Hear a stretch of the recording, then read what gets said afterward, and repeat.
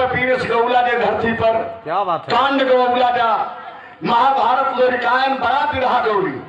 लेकिन आज इनके जयंती में आया हूँ, एक चर्चा करने जा रहा हूँ। अमल कर लेंगे तो बड़ा काम आएगा। जो अमल कर लेंगे हमारी विरहा को सुन करके कुछ भी बात आगे इतना भाई लोग याद कर लेवा बिगड़ी बन जाएगी। कहीं भी समाज में आई लाल कहीं भी समाज में रहेंगे, सीना तान करके सीना ठोक कर बात करेंगे आप। क्योंकि आपको जानकारी रहेगी अपने वंश के विषय में, तब अपने वंश के विषय में, अपने पूर्वजों के विषय में आपको जानकारी रहेगी तो सीना ठोक करके बात आप करेंगे। सुनिए आप क्या कहना है। आओ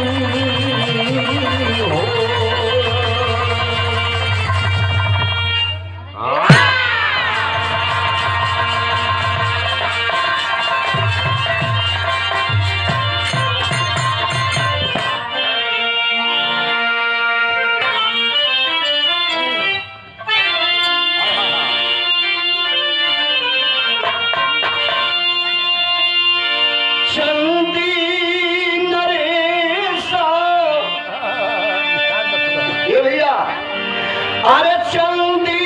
नरेसा निशाता बसो रहल, चंदी नरेसा निशाता बसो रहल, रानी चंद्रावली हो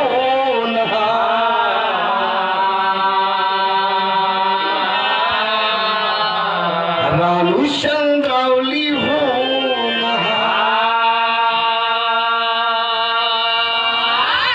बेटी सत्यवती रहली।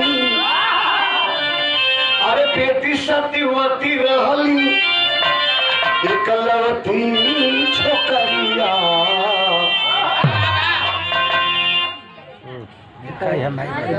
बेटी सत्यवती रहली एकलवती छोकरिया। अरे बेटी सत्यवती रहली एकलवती छोकरिया। कदी न भाई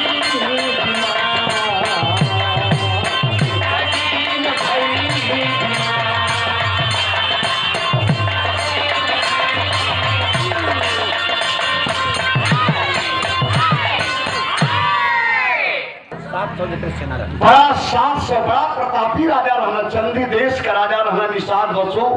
निषाद बसु के दुल्हन का नाम रहा चंद्रावली। अरे वाह। चंद्रावली निषाद बसु के संपर्क से कई बेटी पैदा हुई, जो बेटी के नाम रहा सत्यवती। बचपन का नाम मत्स्यगंधा रहा, थोड़ा बड़ा बड़ा भैली सत्यवती। ये भैया धीरे धीरे 10-15 मिनट से बेसी ना गए, 15 मिनट तक तेने सुनी जा। धीरे 16 बसंत जब पार के लिए है सत्यवती, राजा बसु निषाद बसु की बिटिया माई चंद्रावली के बेटी सत्यवती जब 16 बसंत पार के लिए बाबू तो महल में दिन बीमार हो गई। तजे राजा रहा ओके कौन कभी है, बड़े बड़े हकीम, बड़े बड़े डॉक्टर, बड़े बड़े वैद्य आज के बेटी के इलाज लगने करे, लेकिन इलाज से ठीक न हो। अरे वाह वाह वाह। बड़ा लोग लगे डॉक्टर वैद्य तमाम लोग निषाद बसु आर्डर लगवा दिले कि जहां दुनिया में कोई डॉक्टर कोई वैद्य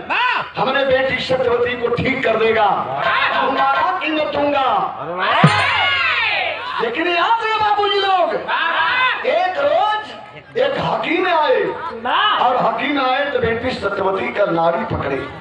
और नाड़ी पकड़ करके बताए कि बेटी के अंदर कोई रोग नहीं है।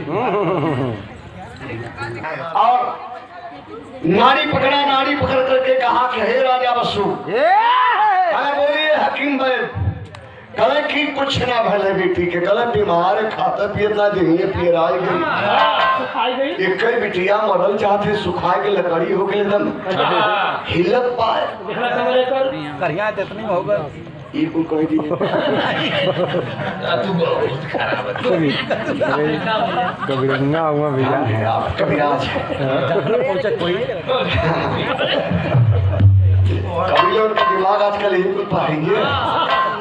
कहते हो कि जहाँ कोई पहुंचे वहाँ कवि के दिमाग पहुंचता है पागल प्रेमी कवि दीवाना क्या बात ए भैया कहना कि बिटिया के नौका बिहार करवाता चुप रहा नहीं समझ गई नैया पर घुमादा अच्छा घुमादा नौका बिहार वन बिहार कई बिहार बोला प्रदेश बिहार राजा आदेश कर दी सखियों की टोली चल दी और राजा का एक बॉडीगार्ड रहा के रहा में तर्ज बड़ी भी जोर लग गई ये कौन तर्ज मालूम है ये गुड्डी की लहरी के जन्म का पहले का गीत है इनका जन्म न वाली तब का गीत है जन्म गावे जाते हैं तेरे बजा दो लालता आवाज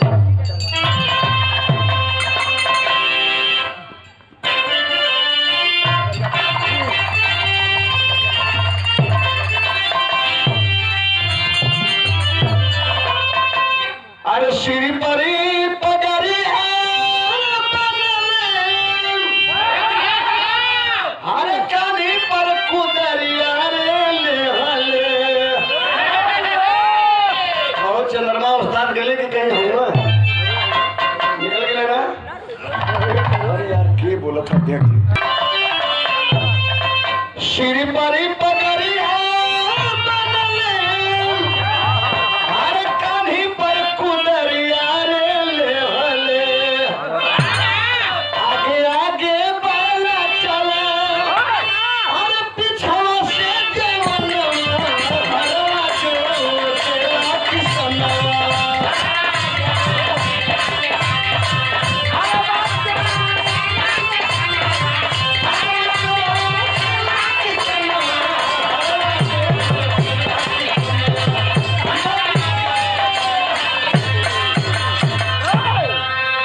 नैया पर बैठा की लेकिन नदी में जब चलल हो सखियन के टोली चलल है और अच्छा के रहा अरे बजा दे भैया आवा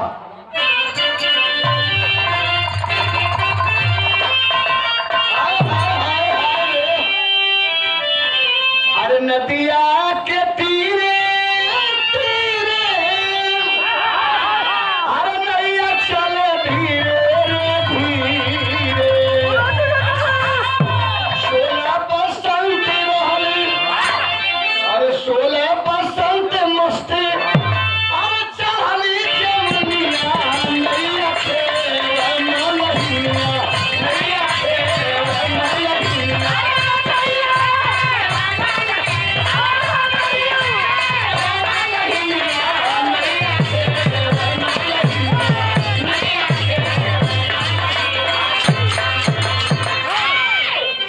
साल की उम्र में सखी लोगों के साथ में नैया पर बैठ के नौका बिहार करने लगी आप जब चलल है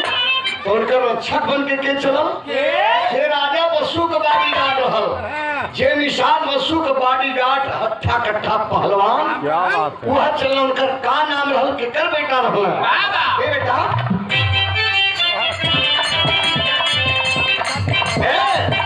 रहल निशान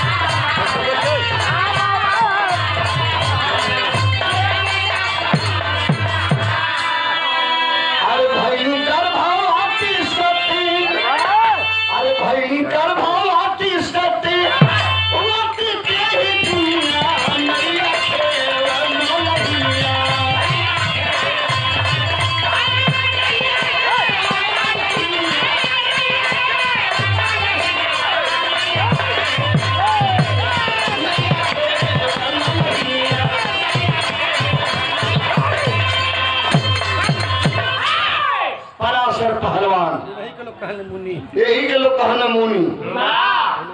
कि मरना तो कोहरा आएगा, एक बार मरना तो सेवार आ गई, एक बार मत्स्यगंधा से मरना तो सुगंधा बना देना, सरासर गलत। दावे के साथ कह रहा हूँ कि सरासर गलत। राम प्रसाद निषाद का बेटा राम प्रसाद निषाद का बेटा नाम था पराशर निषाद, जो पहलवान था। और निषाद बसु, राजा निषाद बसु जो चंदी देश का राजा था, उन्हीं का बॉडीगार्ड था। लगा दिए बॉडीगार्ड को राजा, ले जाओ मेरे बेटी सतवती को। दुनिया के कोने कोने से मैंने हकीम वैद्य डॉक्टर बुलाया, मेरी बेटी ठीक नहीं हुई, ले जाओ मेरी बेटी को नौका विहार कराओ, किसी की बुरी नजर न पड़े मेरी बेटी को पर। वाह वाह वाह। यही कह करके विदा करते थे। पराशर जब चल देना बाबू, तो हम बता रहे थे आगे खर जब एक जगी रही तो पहले सुनगी सुरगत सुंगत उमन तम बनाई, लहकी लहकत लहकत भौक से ये धर्मेंद्र पहुंच जाएगी। वो है भाई धीरे धीरे नयन चार भल आ नयन चार भल था सतवती और पराशर में प्यार भल, और प्यार भल 6 महीना तक नौका विहार करावत रह गए। और 6 महीना के बाद जब ले गईला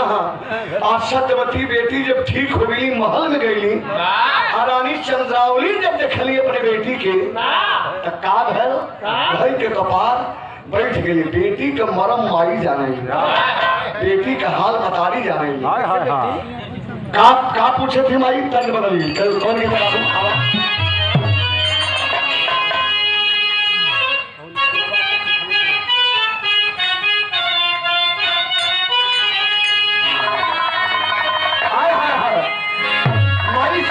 समझाओ थी के बिटिया कहाँ ऊंचे खाले गोड़ पर गल हो, पगड़िए में पगड़ी में दाग लग गई, पगड़ी डूब जाई बाप का। कैसे कहले बाबू आवा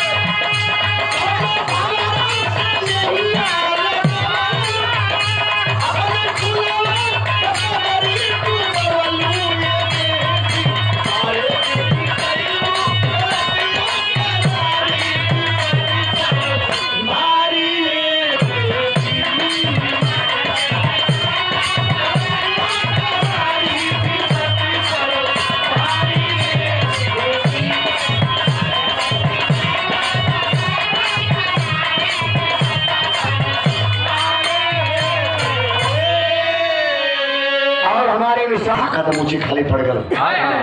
कौनो जवाब नहीं देते। सत्यवती कोई जब आ रहे तो हर बाबू राजा हो, निषाद बसु चंदी देश के राजा हैं, और राजा के बेटी के ही हाल कुंवारेपन में। ए बेटी कोई जान जाई तो मर्यादा बाप का चल जाई। कोई जवाब नहीं दे रही। कलश की माई हमसे गलती हो गई, क्षमा करा। तो बिटिया का बड़ा मोह होगा, कल बेटी चला यही चंदी देश में ही एक कृष्ण द्वीप हो, और कृष्ण द्वीप में चला बेटी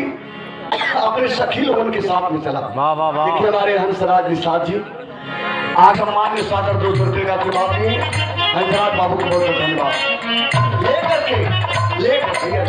लेकर के माई कहाँ पहुंच चली है? कृष्ण द्वीप में। वहाँ महामाया की मंदिर के पुजारी को सहेज देती है। हमारी बेटी गर्भवती है,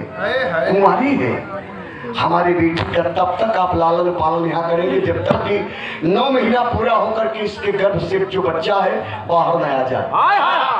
पुजारी के समझा बुझा के कुछ दौलत दे। क्या बात है। आप कहलन कि मैं जा रही हूँ, हमारी बेटी सत्यवती आपके मंदिर में रहेगी। ये भैया वही मंदिर में कृष्णद्वीप मंदिर में सत्यवती के छोड़ के माई चंद्रावली वापस चली। और यह पराशर भैया कहाँ जात हुआ जा भैया टोपी वाला राजेश भैया सुना पैदा लोग कृष्णद्वीप मंदिर में तक का नाम पड़ल बच्चा का जब कुंवारे पर में सत्यवती और पराशर के संपर्क से बच्चा पैदा हुआ, जब वो लाल धरती पर जन्म ले हमें तो का नाम है तेरे पर्दा बढ़ा देता आवा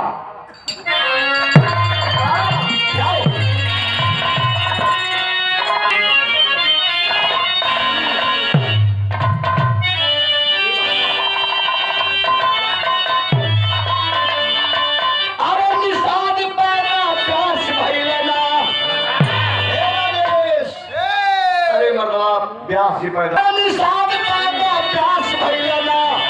मुखड़ा चांद का टुकड़ा ना लगे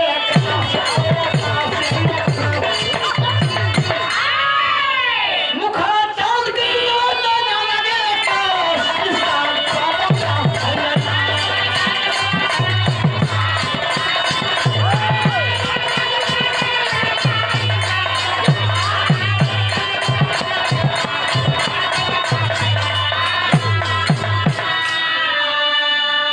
मुखड़ा चांद के टुकड़ा नैना लगे आकाश निषाद पैदा व्यास भी लेना। वही कृष्णदीप मंदिर में सत्यवती बेटी के गर्भ से निषाद व्यास जी का पैदाइश हुई। पुजारी जी को लालन पालन करते यहाँ का बात ये छोड़ नहीं, लेकिन हर पराशर का कही नाम सुने होगी ना कृष्णदीप मंदिर में, लेकिन यहाँ पराशर पहलवान पागल हो गई। अरे भैया राजकुमारी जी ये हो गिरा देना कहीं बोरा कोई उपयोग कोई साइकिल के पंचर बनवावे गए का सर को हुआ गिरा रहा हुआ ना तर्ज बदल गई। कौन तर्ज बाबू पराशर का काल है स्वर्गीय बुल्लू गुरुगावा, ये गीत के स्वर्गीय बुल्लू गुरुगावा कैसे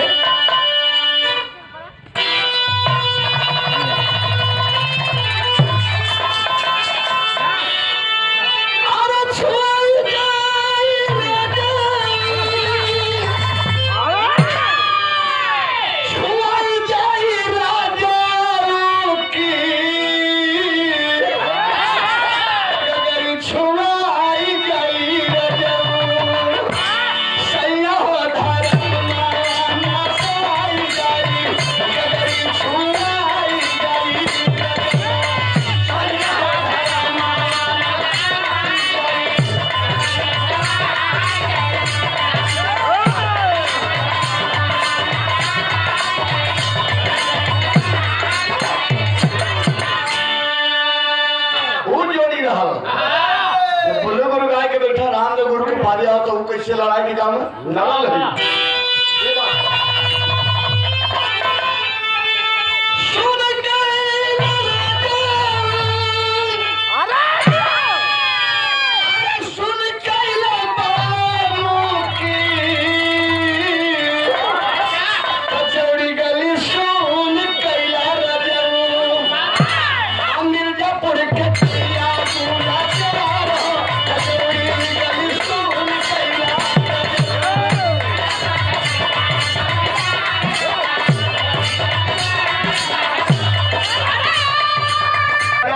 किला के चक्कर लगावे,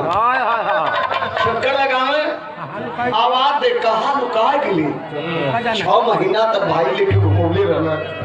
डॉक्टर साहब का सम्मान हम भी करें।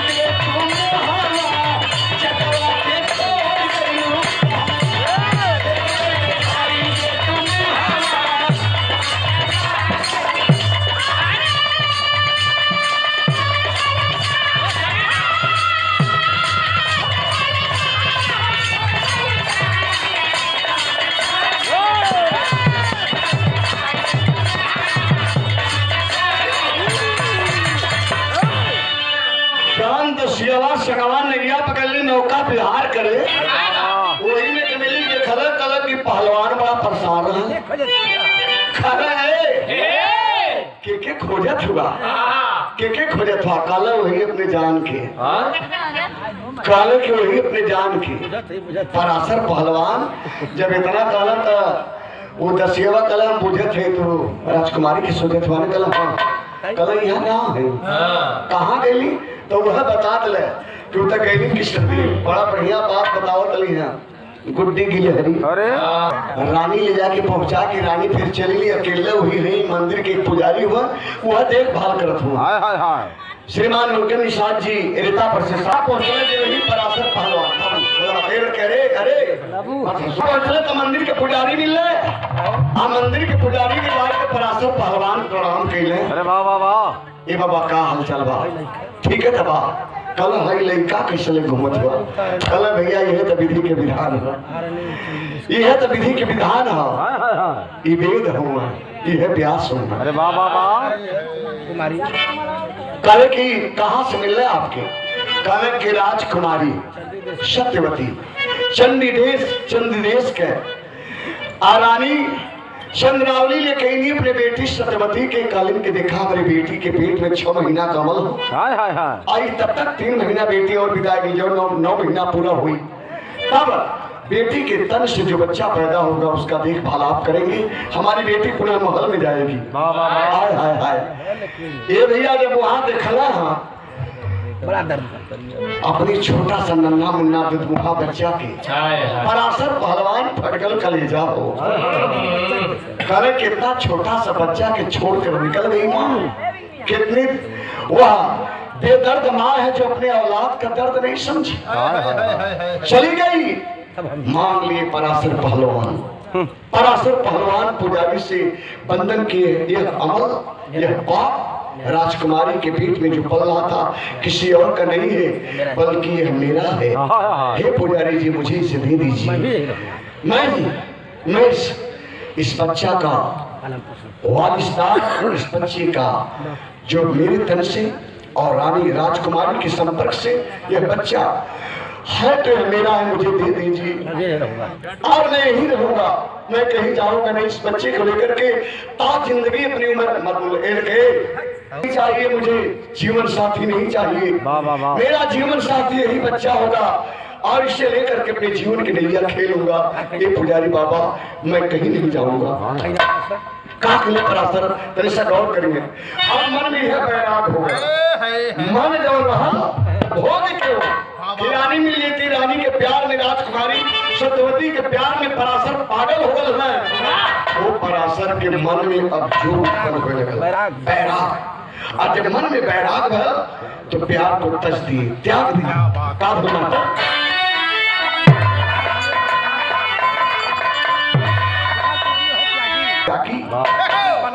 लालन पालन करे लाल के बन करके बैरागी निशान पैदा प्यास नहीं लेना प्यास बढ़ के भक्ति में बाप विश्वास छोड़ दिए घर द्वार पराशर माई बाबू सबके छोड़ दे राजकुमारी सत्यवती को छोड़ दिए तब वही से मन में बैराग भर तब पराशर मुनि बनना वही कृष्णदीप में लेकिन लिखे वाला वेद में क्या लिखे कि पराशर मुनि पहले कर राजकुमारी के नैया पे देखना तो मन डोल गल छोट रही मत्स्य गंधा रही तो उनके मार के कमंडल के जल से सुगंधा बना देना बताइए कितना गलत लिखने वालों ने लिखा है ठाक तो के रचयिता वेद व्यास में क्या आप जानते हैं यहाँ की कहानी छोड़िए एक रोज हस्तिनापुर का राजा चंदी देश में आए राजा वसु से बड़ी मित्रता रही बड़ी दोस्ती रही राजा शांतनु हस्तिनापुर के जबैलन तो उनका नजर कहाँ पड़ल और सही बैठल हुए राजा वसु निषाद वसु से हालचाल होता है तब से सत्यवती आएगी अंदर से एक दासी पानी ले ले थाल में मीठा ले ले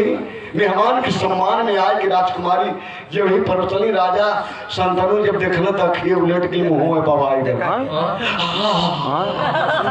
चकचकैले इतना सुंदर लड़की मलाहे के घरे अरे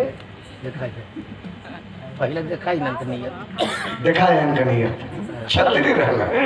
राजपूत शांतनु रहला गंगा से ब्याह कैले रहला दो व्रत पैदा हो रहा दो व्रत वही गंगा से पैदा भरना आज अब देखना सत्यवती के सुंदर लड़की के तो नियत बदल गई। मैंने सोचा तो साला निषाद बसु राजा उसकी बेटी इतनी सुंदर, हाय हाय इतनी सुंदर, मिठाई पकड़े हर तब पकड़ाए लगले जरा थरियवा गिर जाए, जना के थकवास ले लेना, पानी आधा पीने आधा किलोले निकल गए जाए के बीमार हो गए। नसुड़ी कहा बीमार हो गए, बीमार ना कहा बीमार। पहले कर दो ब्रत जब देखना उनका लड़का देव पर देखला कला बाऊ बाऊ बिहार आऊ आइनो का काहे नु बाऊ काहे नु खा बाऊ खाओ खा बाऊ खा कल के नाई ओई मलावा के लिए किस ब्याह करा देला बतावा जाऊ पहले के बाबू को खाओ वही निषाद बसु के राजा निषाद बसु का बेटी जो सत्यवती वही से ब्याह करा देबा तब खाई पिए जिए नहीं मर जाए। लड़का सयान है ओकर जाए लड़का सयान अपने बराबर लड़का और वही से कहते कि उसे ब्याह करा दा नहीं तो हम मर जाएगी। आज के बाप ऐसा करता तो उठा के दूर गुजी मारा भागा चूतिया राम नहीं तो हमार ब्याह नो कर तोर ब्याह हम कराए अभी है बाप भलुआ। लेकिन बारे देवव्रत क्या बात है बारे देवव्रत गंगा का बेटा देवव्रत कहे कि ठीक है बाबू तू जिया हम जाते गईले चंदी देश में गईले राजा वसु के दरबार में गए जाकर के प्रणाम किए। मैं राजा संतनु का बेटा हूँ, आइए बेटे। अभी तो एक हफ्ता पहले आपके पिताजी आए थे, कल ही है तब बात है बाबूजी, एक हफ्ता पहले क्या हाल हो तब तक जाए कि बीमार हो देखले बड़ा काहे क्या हुआ कि बीमार है। कल की राजकुमारी आपकी बेटी को देखें, उनकी जिज्ञासा है कि हमारे पिताजी आपकी बेटी से शादी करें, करानी बने हस्तिनापुर की रानी आपकी बेटी बने। तब से निकाल के कुल बेलचा जाऊंगा लगना पोगी आ गए। कल तेरे बाप की चैला चाहिए कि हमारी बेटी चाहिए, क्या चाहिए? पागल हो गए हो क्या? हमारे बेटी की शादी हुई तो अपने कौम में हुई, अपने बिरादरी में हुई, कोई राजा महाराजा घरे हुई, श्रीवीरपुर में हुई कि जाके हस्तिनापुर में ठकुराने हुई। कल की हमारी बात मान जाई, मर जाऊं हम मर जा, बाप हमार मर गए तो हम मर जा। बार बेटा कला के मान ला अच्छा अब शर्त धैले, शर्त धैले कि मान ला हमारे बेटी के शादी तोरे बाप से हो जाए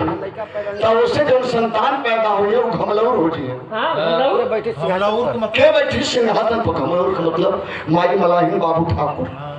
घमलौरे ने भी ना तू बैठवा के मान नाती होता तो बैठवा कि हमारे बेटी से जब बेटा पैदा हुए तौन बैठी के बैठी हाय हाय भारी गंगा का बेटा, माँ गंगा का बेटा देवव्रत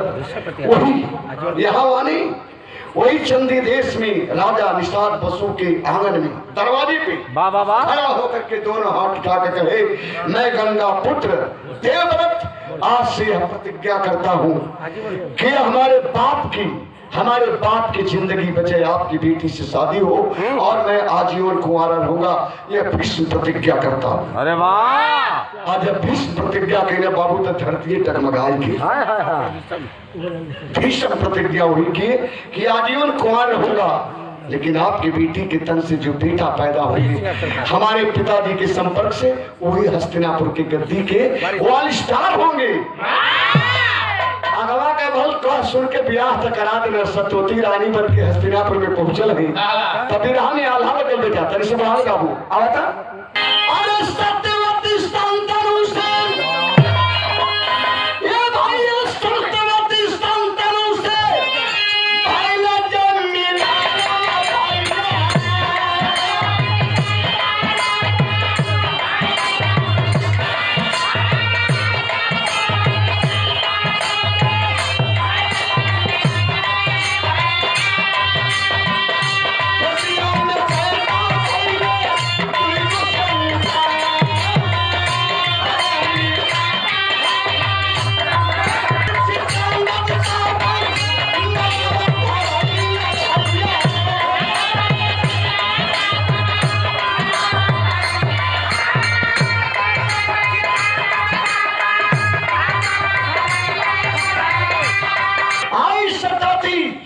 संतनों की दुल्हन बनकर के हस्तिनापुर में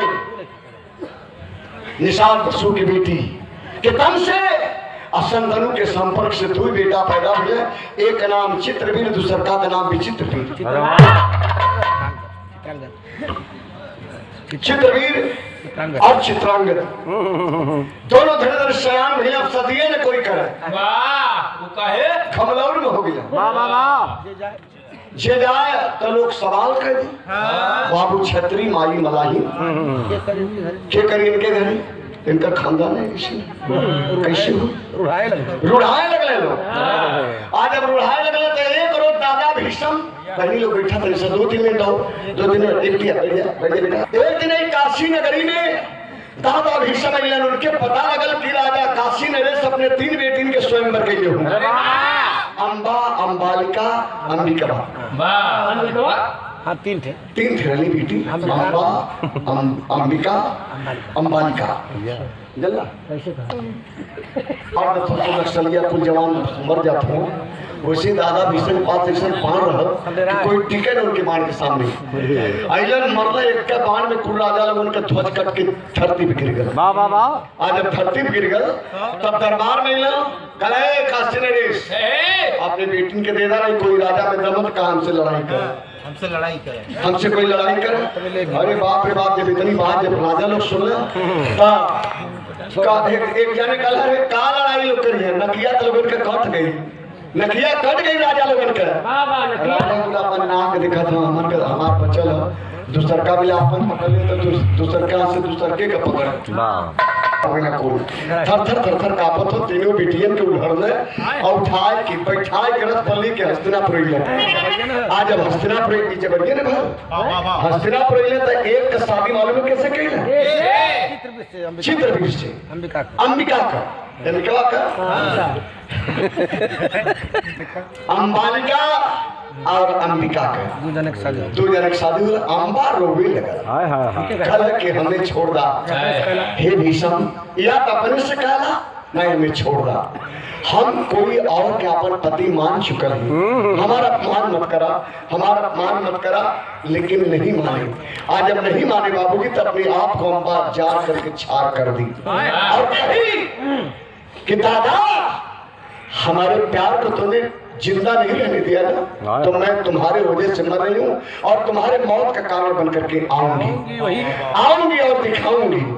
कब है अगवा तरह से ही देखा अब भाई देखा नैया बीच मझधार में डूबल जाते सहजे में हस्तिनापुर के गद्दी खाली टीबी का मरीज रहना चित्रवीर राजा संतनु के बेटा टीबी का मरीज हो गए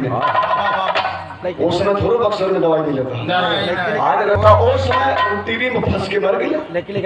एक को लेका बेटी बेटा संतान ना भैया चित्रांगद जंगे मैदान में मारल गए उन्हों से एक को बेटी बेटा नहीं भैया अब तो और बुरा था रानी सत्यवती 2 ठे पतो ऐसे खड़ा है सत्यवती झंकत है रोवत है हमार पतोहियो खड़ी हमहू खड़ी अब एको औलाद है वो तो का करेंगे वाह वाह वाह एक गद्दी ये हस्तिनापुर को वारिसदार के हुई गद्दी के चलाई सोचा दिमाग लगल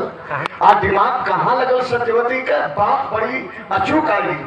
बिरहा में बड़ी अचूक बात आई कि बिरहा के नेम निचोड़ी है बतावे जाता है कि निषाद वंश से आज हस्तिनापुर की गद्दी कैसे खड़ी बच्चा जन्मा है वो आज भी जिंदा है आज भी है कृष्णद्वीप में काहिन अपने लाल के पास चलेंगे आज माई बौरहिया जैसन बन की हस्तिनापुर का रानी कल का सत्यवती आज बौरहिया जैसन बन की सुहाग ना हो पतो बेटा ना हुआ 2 ठे पतो ऐसे ही विधवा खड़ी है स्वयं माई विधवा है कृष्णद्वीप गई बौरहिया जिसन जाए कोई महामाया मंदिर के सामने खड़ी भईनी दाढ़ी बाल बढ़ल बचपन के प्रेमी पराशर पहलवान जब रहला पराशर बचपन के प्रेमी पराशर इतना दिन के बाद जब अपने प्यार के देखने सत्यवती एक लंगी पराशर रोनी रोए एक लंगी सत्यवती रोए बिचवा में ब्याह से समझी न पाऊंगा बिचवा में ब्याह से समझी न पाऊंगे बाहू कहे रोत हो आई कौन है ये के अच्छा वो समझी न और अपने संतान को हमसे आप जो बचपन में हमारा आपका जो मिलन हुआ मिलन से जो संतान मिला है इस संतान को मुझे दे दीजिए थोड़ा सा नहीं देंगे तो हस्तिनापुर की गद्दी खाली हो जाएगी हस्तिनापुर वीरान हो जाएगा हस्तिनापुर को हरा भरा करने के लिए मेरे लाओ को दे दीजिए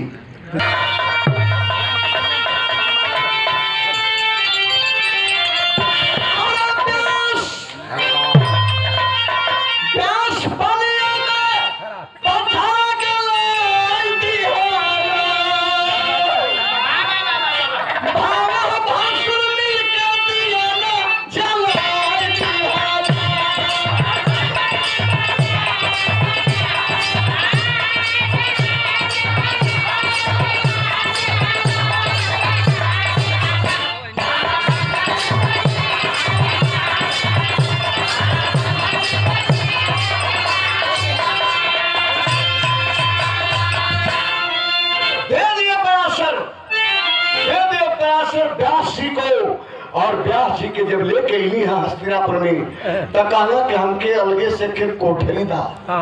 अंदर रूम हमके दा जहाँ हम अकेले रही और बारी बारी से लोगों के भेजा। अरे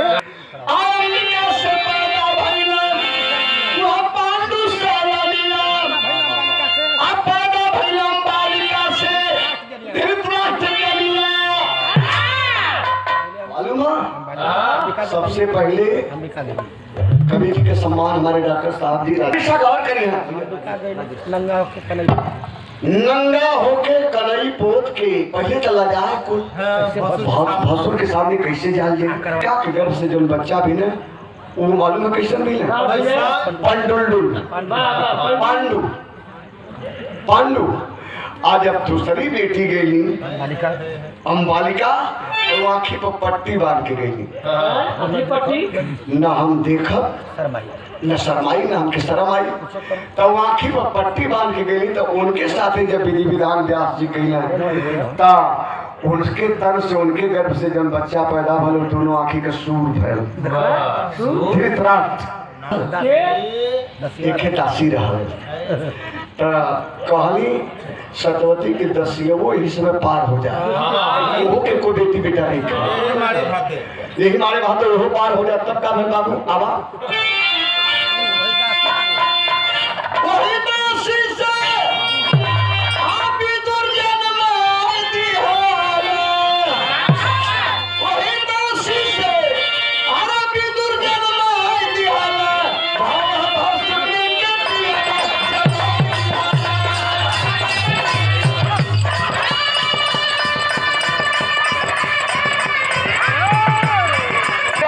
से पैदा भल